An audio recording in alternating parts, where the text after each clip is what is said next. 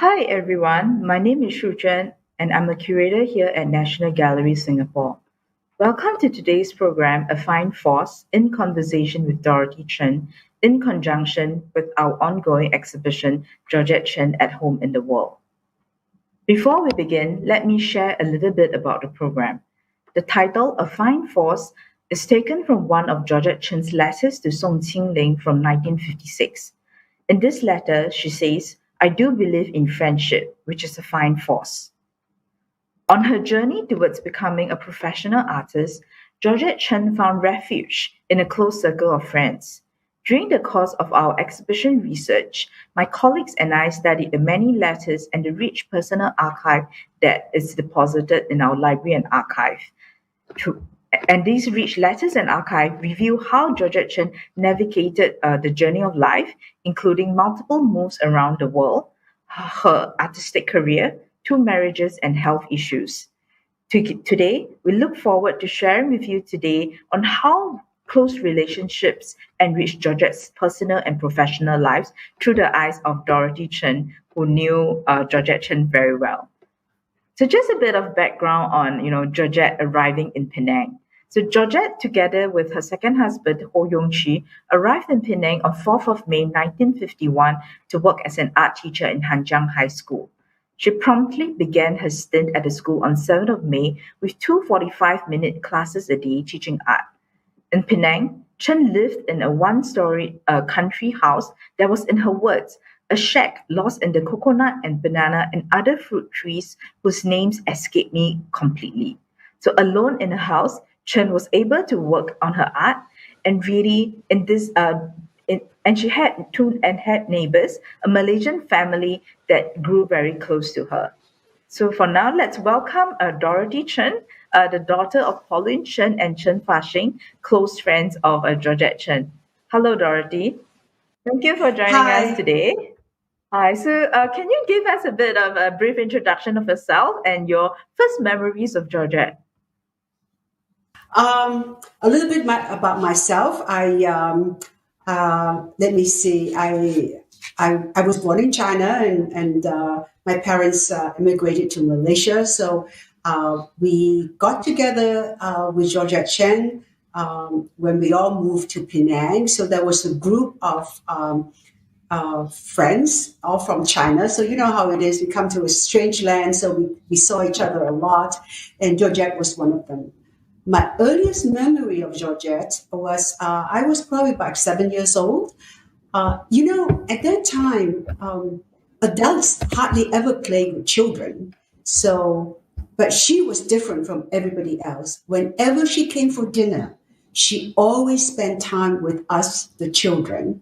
And she was always telling us, and we just waited for her to come because she has this endless fairy tale that she entitled The Black Cat and the White Cat. And we didn't know that she was making it up every time she saw us, but we just absolutely adored her. So that was one of my earliest memories. Just now I was talking about Georgette's house in Penang. Do you have any memories of that? Oh, definitely. That was where she painted my portrait called Dolly and her doll. And yes, it wasn't a shack. It was really a very nice little bungalow among the fruit trees. I remember it very well. There was a living room and two bedrooms on the side, and then you walk down some steps at the back. There was a big studio where she painted, and beyond the studio was her kitchen. And it was in the studio, and I think we're going to see that later in the show. I sat on a green bench, and she painted me. So And actually, do you know how maybe perhaps your mom, Pauline Chen, and also Chen Fah Shin actually got to know yeah, Georgette? And can you yeah, tell us a bit more about your parents? yes, definitely. My well, to sum up, my parents were the quintessential Asian parents, right? They wanted us to study hard, get a good profession, and be happy. My father was a professional. He was a civil engineer, And then my mother taught Chinese language at the University of Malaysia. And something that was very close to her heart was she was very civics minded, and advancement of women and young girls in their lives, in their professions, was very important to them. Of course, my parents also enjoyed like to have fun. My father was a very good golfer, and both of them enjoyed playing mahjong, and so did Auntie Georgette. And I recall the many dinner parties at home where for days we, the children, would be eating the leftovers. So really, I think the close relationship between, your father and also your mother, really, the close relationship with Georgette really transpires through the many letters that they've exchanged. So in this letter, I think your mom, Pauline, will often address Georgette as dear artist. You asked me to bring you an easel, or Chen Fah Shin, or Chen is going to come over to Singapore and he will be bringing a paintbrushes. So I think this really close relationship really transpires, and I think they really also supported Georgette a lot. For instance, by introducing her to clients, and also, your Yes, father was an alumni of Methodist school, and that's he also correct. Mhm. commissioned Georgette. I think, yeah. So I think your parents were also really quite politically and even socially active in Malaysia, right? Yeah. Yes, yes, yes, yes, indeed. Um, the reason I know that we were very close. One of the reasons as children that I figured we were very close because we were always exchanging visits. We used to go down to Singapore on our holidays very often, either myself, my sister, or the whole family. And then she often also came to stay with us because we moved to Kuala Lumpur after Penang. Um, and then for me, it was a jolt of memory when I saw those letters I wrote to her. And I really had to smile because I was always asking, please come visit us. We can go swimming. I mean, that was very meaningful to me because I had no idea that she was keeping all those letters. And thank you for transcribing those letters because some of them I just really laughed out loud at some of the spelling mistakes I made. So, yeah, that was, Yeah, so maybe, she was yeah, one we of my, can. go ahead, No, no, I was just gonna go say maybe ahead. we can kind of like look at some of the letters together. Like for instance, this Yes. one you talk about, there is a drawing competition in the school, and then the teacher asks you to draw some drawings. So just wondering, did Georgette influence? I mean, did she have any influence on you being interested in art? Yes. Well, I think it was very early when my parents at the school they noticed I can draw very well, and I really enjoy drawing. And of course, she's the only artist I knew as a child. One of the things he said to my mother, to my parents, is that she said, "I want Dorothy to develop her artistic skills naturally. So she never gave me any lesson per se. But of course, I observed what she did. So by observing, I imitated her, right? I painted landscapes, I painted still life. And as you know, her style is very akin to the some of the French impressionists of the way she uses color. So I did that. As I said earlier, my parents were also the quintessential Asian parents. For my parents, well, the perennial thing is starving artists. Remember that? My parents said, study hard. Academics is what you need to do, but have fun drawing and painting. So that was what I did. I did both. Okay, I just want to make this comment on this letter that I wrote when I think I was 9 years old then, and in the letter I said one day Uncle Ho came to my house to our house and asked me if there's anything of yours that we are holding for you. Uh, I remember that so clearly because as a very young child, that was the first, I hope the last big white lie I told to protect Auntie Georgette. Because at that time, she and Uncle He were talking about divorcing. And we lived in this big house with lots of storage. So she came with a big trunk. I no idea what's inside, but my mother kept it for her. And one day, Uncle He came in his car, and I happened to open the door. And he asked me, at that time we call her Auntie He, did Auntie He bring a trunk to the house? And as this innocent girl with big eyes, I said, no. And what shocked me is he believed me and he left. So what I would like to say is I was protecting her even when I was a child. Yeah, I think that's great. But just now, just coming back to you talking about you observing Georgette and kind of, learning from her as she paints. So, and you also talk about, your parents being very quintessential Asian parents, saying that artists are Mhm. starving. But I think this is an interesting parallel because Georgette Chen also said in one of the letters that, she said that, or at least in her oral history interview, that she said that most artists are starving artists, and she was one all the time. And and in this interview, she really said that. And when I became a little bitter, too gloomy, some of my friends would push me and say, "Now we are here. We won't let you starve." So, and really, I think what your parents were really one of the very close friends that she had that really helped her through her career. For instance, I think when she kind of did her first exhibition in Singapore in 1953, they actually provided some kind of small donation of funds that went towards her, exhibition, towards her setting up the exhibition. But I also want to go back to your observations of how Georgette painted. So, do you remember any observation as you watch her paint, as the opportunity you would have when you were young?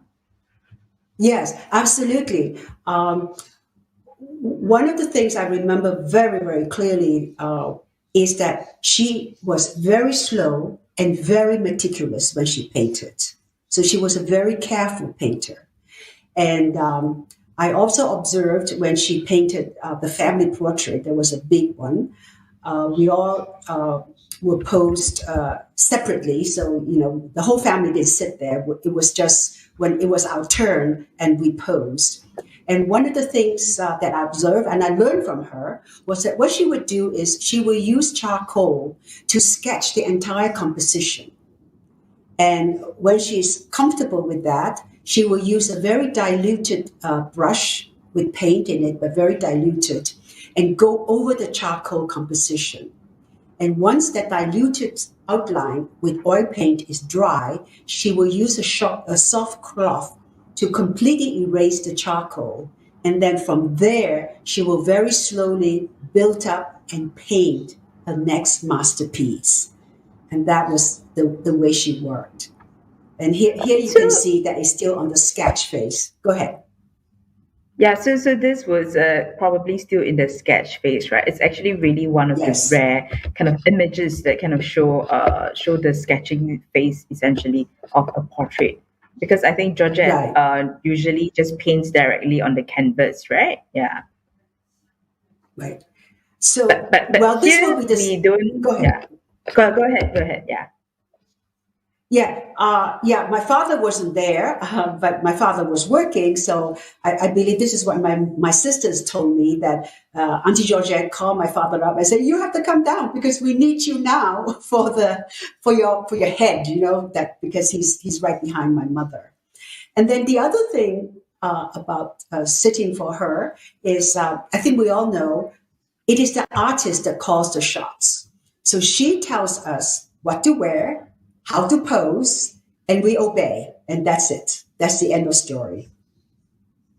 Yeah, that's true. For instance, the dress that your mother wear, I saw a letter that, Auntie Georgette Chen actually asking Pauline Chen to actually bring this dress over to Singapore so she can paint her in it. So that was really That's interesting, I think.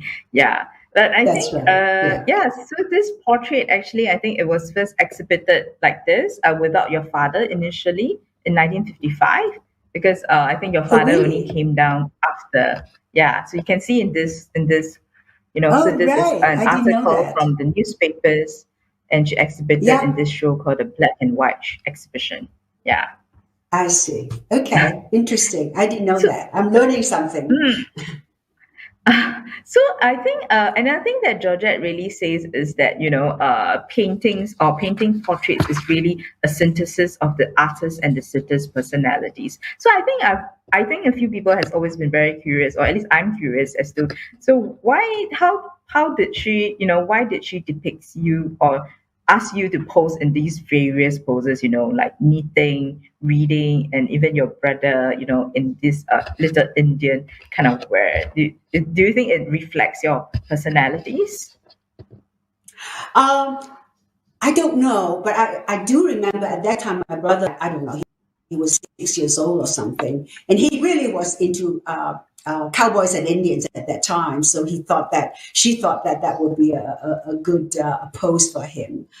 And my sister knitting, I don't remember my sister really knitted, So I think she felt that it was a good, family tableau, so to speak.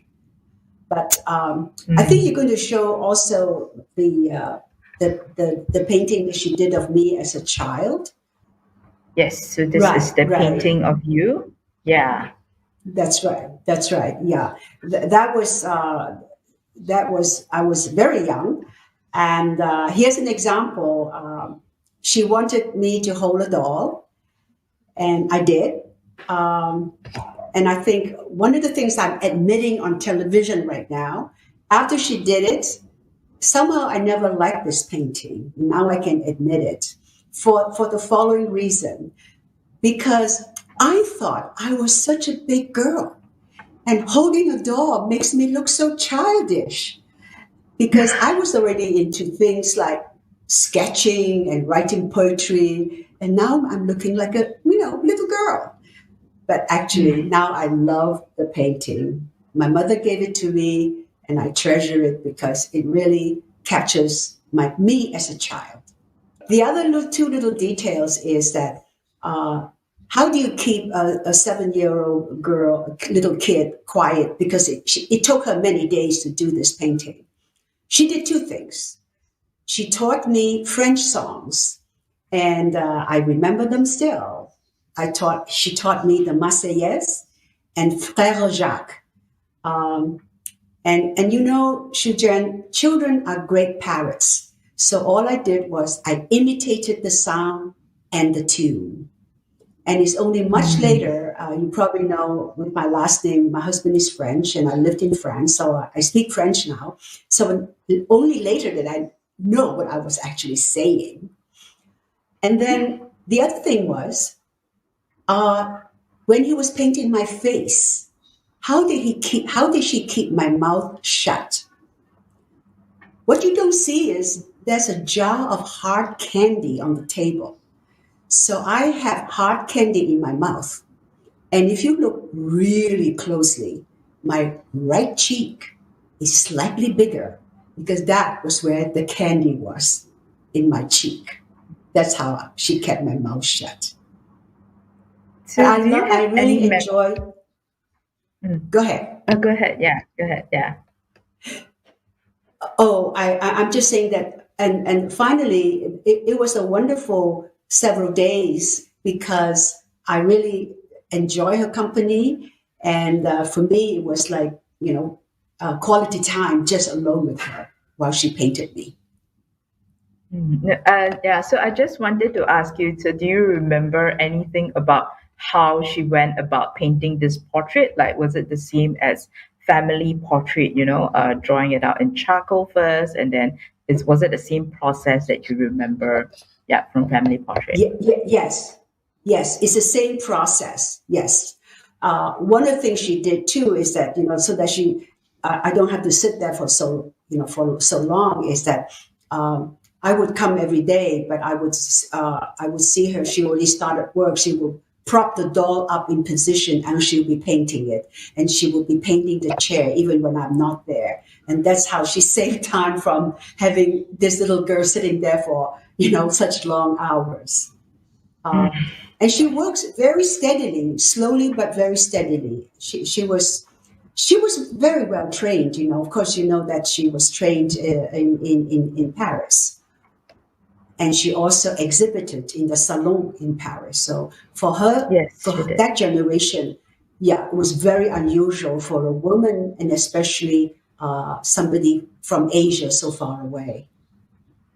Yes, so Georgette was already, exhibiting professionally in Paris, Yes, in New York, New and I York. think when she came Yes. over to Malaya, Singapore, she was already a professional artist at that point in time. I think Yes. we can talk about another painting that she also did when she was in Malaysia, actually, I believe.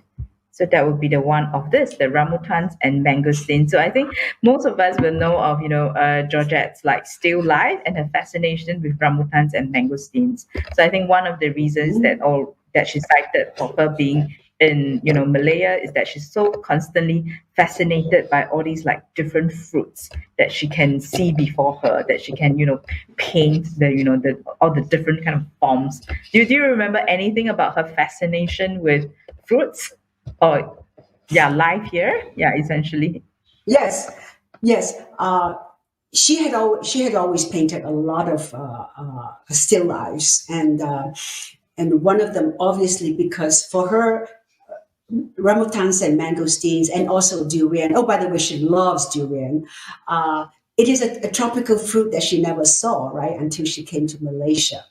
And I think I'm told that this is one of her early still life of ramutans and mangosteens. Actually, she painted this at my house when we were living in Kuala Lumpur. And I remember this very, very well.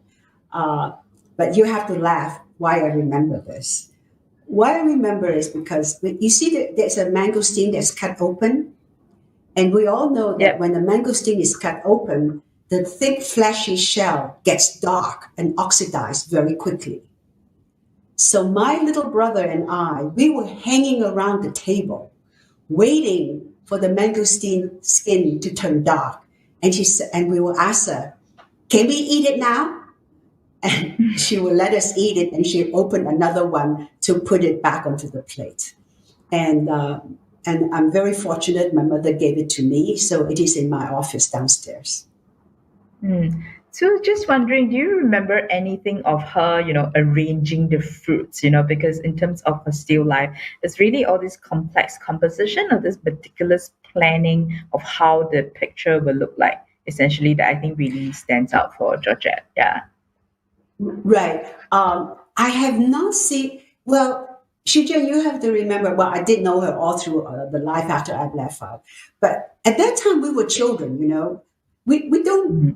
certain details we just don't we just take for granted, and but I believe she has a very let me look at it from an art historian's point of view. She had a very, very good eye. How does she place the objects?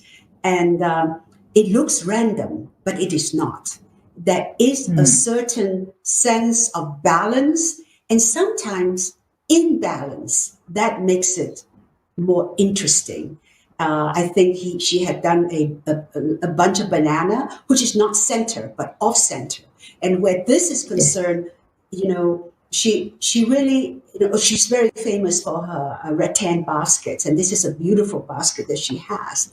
But the way she has placed the rambutan, and there's a certain diagonal movement to it, and that gives it some movement, and the basket seems to be an anchor there. And then, of course, the circle is repeated, right? It's repeated in the plate, it's repeated in the roundness of the mangoes on the right. And so it's all thought about. And yet, when you just look at it, it looks like it's natural and random. And that is her skill. Yes, yes. And also her scale, for instance, you can see the shadow on the side, on the bottom right of the painting. Yeah, I think that kind of adds the dimensionality to her works as well. Yes, Yeah. Yeah. So you were absolutely. talking Yes. about like taking an art historian view. So I think you started art lessons quite early on, right? So I think we can look at some letters together again. And I think yeah, this one, you say you joined the Wednesday art group, right? So I think your Yes, yes, mother or Pauline Chen did ask Georgette Chen to give you lessons, but I think she said that because I think one of the reasons she didn't is also because she was located in Singapore and you in KL, I presume, at that point in time. Yeah, and then I think you said right. you joined the Wednesday art group. Can you tell us a bit more about this group? And I think Georgette Uh, Chen was also very encouraging of you. Yeah, doing, I yes, mean, yes. painting, Uh, drawing, and learning. Yeah. right, right. She encouraged me. The Wednesday Art Group, I don't know whether it still exists, but I remember I was one of the very young teenagers, and they were all grown ups. You know, when you're a teenager, anybody who's over 19 years old is old, you know. So most of them were much older. And it happens every Wednesday. I forget where it was. It was in KL. And there were a few of the teachers that actually are actually very well known Malaysian artists. One of them was Patrick Ng. And then another, oh, I forget his name. There were several. And what we have is people take turns to pose, and then we sketched, and that was it. And it's sometimes it's hard to get people to sit for you, right? So, and oh, I have to tell you this little background is that so I used to do all kinds of painting subjects, and then one day my father happened to say, oh, you know, the most difficult thing is to draw portraits, and guess what? As this uh, trying to achieve a young teenager, that's what I decided to do. I concentrated on portrait sketching. So I still do portraits now, and I have fun doing it. Oh, that that is so funny. That was when I was very very young. Must be what 11 years old or 10 years old. I've improved slightly over that. And one of the things I do these days is I sketch portraits in what I call public places. Like when I go to concerts, when I'm waiting at the airport, when I'm in a restaurant, and when something when something I really like, I will give it to the person I sketch. And one of the biggest thing for me is to watch the face of the person because it takes them a few seconds to realize that their portrait is sketched, and that pure joy on the face to have the portrait sketched. That was just one, for me, it's the best reward I could have. So that's how I scared a little bit of kindness now and then by sketching people's portrait. And Shu Jian, when I come back to Singapore, you have to promise that you will sit for me. I'm very fast. I'll sketch you. Okay? Okay, That's a sure. promise. Thank you. Yeah, thank you. Yeah, yeah. So I think several interesting things. I think so. This is the self portrait that you did, and you won a competition for it, and this was published in the papers. Oh, And I think Georgette kept oh, it. Yeah. So I think I in terms of see. the sheer joy of you painting portraits, I think that transpires through some of Georgette Chen's portraits as well. So I will just go to one of the portraits that she did also of her close friend. So that's the portrait Mhm. of Dr. Nala Tan. Let me just scan to that slide. Yeah. Yep. So this is really the portrait of Dr. Nala Tan, who was also her student, and she turned a friend. So I think when Georgette Chen, in her memories of painting this portrait, she would say that, oh yeah, I love to paint Dr. Tan because she has a personality. She was very nice to paint, and she's very beautiful, and she really loves her. Oh, she's Her, beautiful. yeah, Yes, she's beautiful. Yeah. And so Dr. Nala Tan was really, also kind of a pioneer, I guess, in women's rights. Yeah. She was a I long-standing see. advocate of, yeah, women's rights in Singapore. Yeah. So I think Dr. Hmm. Nala Tan also kind of supported Georgette Chen. And I think really what I found striking was really that, we have, the gallery has a very huge collection of Georgette's archives, all the letters and the photos. But what I think is really interesting is that she rarely has photos of her friends. For instance, I've not seen Hmm. a photo of her together with Dr. Nala Tan in her own archive, nor have I seen a Hmm. photo of your family with her. Because the photo that I showed Hmm. previously was actually donated by yourself, your family. So I think Yeah, really all these right. paintings were really her keepsakes. Yeah, yeah, That's of right. her That's right. memory of you. Do you remember family portrait displayed in her house when you visit her? When I visit her, no, you know, the family portrait is really way too big. for a Mm. regular house. So it wasn't right, right. But I remember very well her house in her house in Siglap Plain, where and well, actually, this portrait was painted in when she lived in Butterfly Avenue near Siglap Plain. I don't know if that avenue still exists. And because the house was in Butterfly Avenue, my mother and several friends started to call her Madam Butterfly. And then she moved to Siglap Plain, where she had this lovely bungalow, but it wasn't big enough for this portrait. However, she had 3 bedrooms, and the third bedroom, what I remember very clearly, was not a bedroom, was really her storeroom for all her paintings. And she painted a great deal. And one day she told me, Dorothy, that is my old age insurance. That was what she told Mm. me. Yeah, so I think when Georgette Chen came over to Singapore, one of the first things that she did was really to find a house. And I think this is her home essentially, her home whereby, she was able to live and also where she was able to work, and work away at That's her right. passion and a way to host like her many friends actually, yeah, in her place. Yes, Mm, yeah. And I yes, think you yes. also have Talking, wonderful memories of visiting. You will write letters and say, "Can you please come? You must come over here. You must, yeah, meet us here." Yeah, for instance. Yeah. So you were saying? yeah, I remember her Siglap Plain house very well because my sister and I often went there for holidays, and I believe one of the things that besides painting, besides playing mahjong when she can, and besides playing Chinese checkers with us children because she always win, the other passion of hers is cooking. Mm. So she entertains a lot, and I remember very well in her Siglap Plain house. One year, my sister and I were staying with her, and she was having company. And she asked my sister and myself if both of us could serve the meal so she doesn't have to stand up, go back to the kitchen. And she explained to us, you serve from the left of the person, and you remove from the right. And you know how it is. We must be like 13 or 14. Piece of cake, no problem. We know how to do that. And guess what? All through dinner, my sister and I did everything wrong. And I have to tell you, she's always so kind. Was she angry with us? Of course not. That's the way she is. And we never realized as children that she was going through some hard times. But with us, she's always smiling, gracious, attentive, and always appear happy to us. So that's the way she looked at Yeah. life. So on this slide you see right now, it's one of the few like menu cards that she put together for dinner gatherings. And I think several of her friends Uh-huh. and probably yourself remember her Uh-huh. quick Georgette. Yeah, it's really I interesting. see. Yeah, Okay. yeah, yeah. And she Oh, was this a is really good wonderful. cook.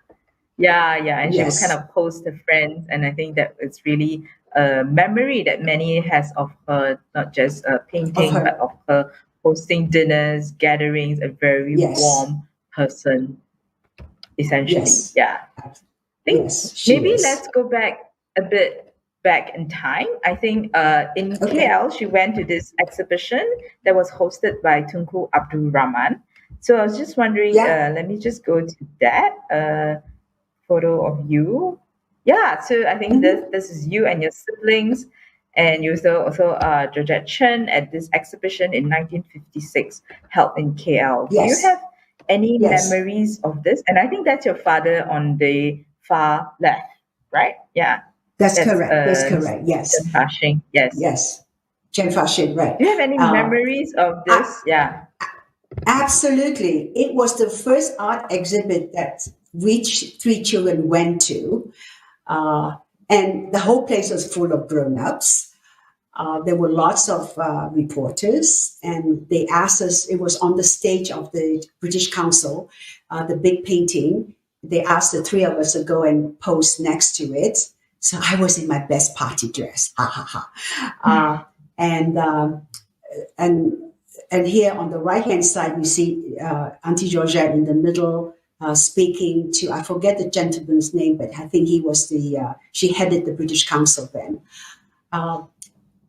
So it was a very, very successful exhibit. There were a lot of people. But of course, as children, we have no idea. We were not interested to see how many paintings she sold because that wasn't what we were interested in. One of the things is, being a girl, I can tell you what she was wearing. She was wearing a very dark green voile qipao, and she only wore qipao all her life. And green was her favorite color. And one of the things that you notice too is she always had a center parted page boy hairdo, and she always wear a hairnet, so she always looks neat. And one of the things, little girls notice those things, And one of the things she also did was she always wear slingback high heel shoes because she was really quite short. So that was, and the only time when she wore pants and a smock was when she painted. And the fabric she always used for her smock is green, of course, but it's the sarong that in Malaysia the men wear around their waist. It's not the batik, but it's a men's sarong, right? Usually it's geometrical. So that's what she always wore. So that's what I remember of Auntie Georgette, the artist. But can I also ask, I think at this exhibition, she also exhibited ceramics. And I think right in the middle of this exhibition, there was a huge table of all these different, you could see a bit here, like, chopstick stands and bowls. Do you know anything about that part of her, essentially, of her making ceramics, Yeah. which I think she picked it up when she was in Paris, essentially, in the late 40s. Yeah. That's correct. I do not believe she continued to make ceramics in Singapore. I'm not sure there was a kiln that was available to her. So the ceramic she had was really made, before that she brought with her. I remember. I think we have one piece by her, which is unfortunately broken. She gave it to my mother, but somebody glued it together. They tend to be monochromatic, and sometimes the crackled surface, and it tends to be in the greenish bluish hue, and she made smaller, not entire settings, but small pieces like bowls and so on. Yes, I do remember that, but I don't think she had many of them because I don't think she had the opportunity to continue making them when she was in Singapore. Yeah, so for that part, we are also quite uncertain. I mean, at least from the letters or even in records, we don't really see any, evidence or that points to her, doing ceramics essentially here. But I think I just want to maybe perhaps to go back to the still of a video from your family video, essentially. I think you can actually see your mother, Pauline Chen, and this painting of I think that's the Keloksi temple in Penang, I think. So I think that would be her perhaps like this. I mean, to me, that's a really intriguing photo of her with her painting, and then all the children, kids like posing around, and I think this also shows like birthday parties and really demonstrates the very close relationship that the family has with her. But just want to ask, is it at least in relation to to this still of the painting outdoors? Do you have any kind of memory of that, or does she do that very often? Yeah. Yeah, she's a plein air artist. She does not. I know some artists will take a picture and go back to the studio. She's just absolutely going to be standing out there in the tropical sun. I remember this very well because at that time, several of the grown-ups, we all came from China. We all rented this bungalow in Penang, and actually, I was there 2 years ago. The bungalow is gone, but it has become the Golden Sand Resort. So the house was called Golden Sands when we lived there, and this was all taken. Of course, it looks completely different now. Uh, and I remember very well. She painted one because the bungalow was there, but right next, beyond was coconut trees and atap houses and fishermen. So everything is very authentically Malaysian beach. And she painted a painting there, and but she was out there in the hot sun. Uh, and some of the shots here is really, we were just running around, fooling around on the beach, and you see that. I don't know. I must have like 7 or 8 years old, and that's how we saw her a lot, and we enjoy her company. And she painted very often when there's an opportunity. Yeah, so I think And the I don't. painting you are referring Yeah, to go is ahead. probably the painting of so I was saying the painting that you're referring to, that's probably Yeah, the yeah. painting of Batu Feringhi that's actually in the exhibition at I Georgette see. Chen at Home in the World. Yeah, probably. Yeah, Good, cannot good. be certain Yeah, yeah, essentially. Yeah. yeah, Mm, mm. yeah. Sorry, you were saying? Yeah. No, I was just wondering who owns it. So you just told me that Singapore Gallery, the National Gallery Yeah, owns it. so That's that good. belongs to a private collector, but we I have see. the Okay. opportunity to loan it. So hope you can come to Right. Singapore sometime soon and to view the paintings, I Yeah, guess. Yeah. So yeah, I think definitely. before we end, I think so for you, you are currently the president of the board of trustees at the Worcester Art Museum. And just now we talked a bit Yes. about studying art history. So just wondering, like, just as a closing note, I think, did Georgette Okay. inspire your personal journey? And would you kind of consider her a mentor? And what were some of the teachings or learnings that, you can remember or you would like to thank her for, I think. Yeah. I see. Okay. Well, did she inspire me on my life journey? Yes. Was she a mentor? In a way, yes. Perhaps not directly, but in a way, yes. Um, and as a child, I really admired her kindness and graciousness to everyone. We know that she was very, very highborn when she was in China. And when she came to Southeast Asia, she had to be tough and survive on her own. And I admit her grit and I admire her grit and resilience greatly. And she was very, very cosmopolitan, born in China, lived and educated in Paris and New York, and then settled in Malaysia and then Singapore. Really, by coincidence, I actually lived in exactly the same geographical location as she did, but not in the same sequence. I think, in short, I learned a great deal from her. And at that time, I admired very few grown ups, but she was definitely one of them. I was very clear to myself what I wanted to become. Of course, I was obedient. My parents said, study hard, have a profession and be happy. And I did that. And in a way, it was her influence too. Because um, her example to me was her strength and resilience in face of adversity. And I followed that in my life journey. And like her, I work hard to be positive and look for joy in people, in my work, and in small things in life, as she did.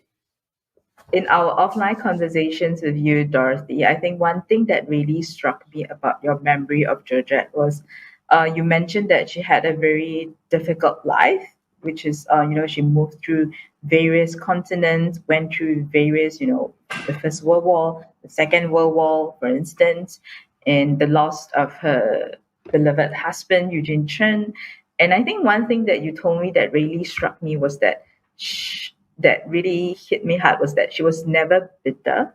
And I think, and that she was That's always right. very warm to people, to her friends, to her colleagues, to you, even to children.